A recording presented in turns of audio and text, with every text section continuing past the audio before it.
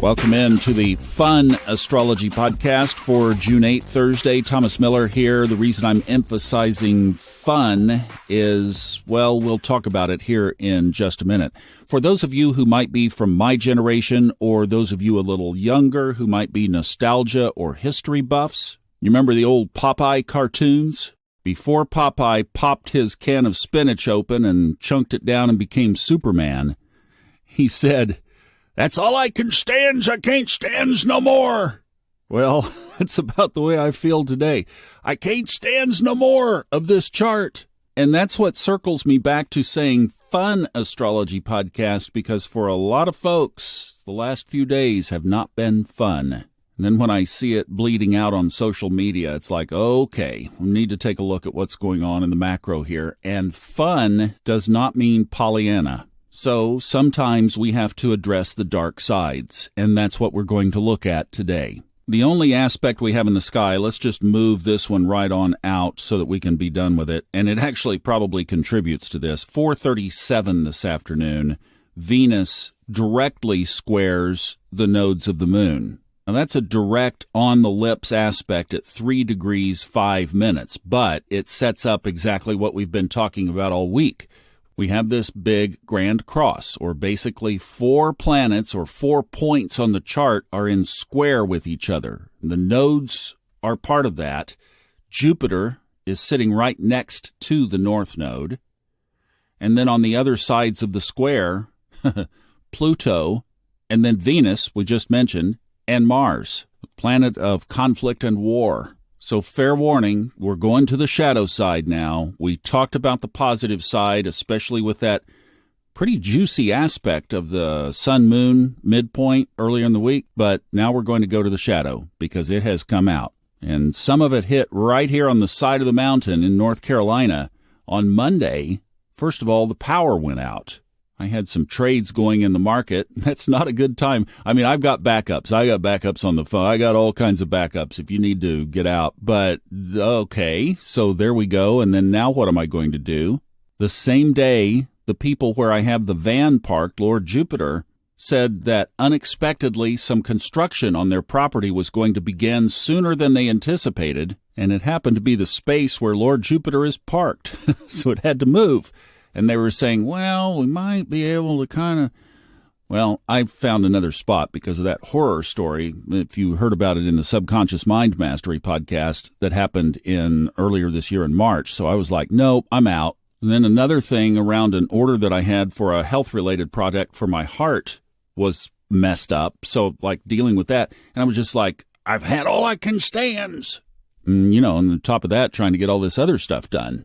Then yesterday, and I'll just say someone close to one of our listeners, a young person, just not even 30 years old, in the 20s, had to go to the ER, chest pains and dizziness. After a full day of presumptions and speculations and testing to the nth degree, they determined that he has a condition that he was born with where one of the arteries in his heart is on the wrong side of his heart, and he could have dropped dead at basically any time up until now. He is looking at open heart surgery to move that artery to the proper side of the heart. And then yesterday evening, another one of our podcast family listeners was physically attacked by a family member. Did I mention Mars was opposite Pluto? And some of you have been asking about Venus in Leo. And if you go to the funastrology.com website, right there at the top is a free download link if you'd like to download the video that Kristen put together with 5 of our astrologers talking about the whole transit of Venus through Leo. But who would have imagined that right on the cusp that we would have this kind of tension in families? And this is a little bit of self-introspection for me, too, because sometimes I don't like to bring the shadow sides of these aspects to the table. And maybe I need to be a little bit more upfront of showing both sides of the coin. I mean, I know where my vibe is and which side, and I look at these and I just automatically choose the positive side. And yet, look, we've all experienced some stuff this week, and those are 3 pretty amazing stories, and I don't remember a time that there have been 3 like that, or even more than that, but that stack of stuff, and you could probably add to that list that has come in one blast like that. So let's turn the shower head on the shadow wide open, okay? Let's just open the valve and let's look at this from the darkest side. First of all, Jupiter. This is some crazy stuff that's coming out of nowhere, and it's big stuff. Open heart surgery. I mean, almost a criminal act by a family member. Oh, and then another listener with a big relationship challenge that is causing a lot of strife and turmoil. So there again, Venus and Mars. Jupiter just expanding the whole thing.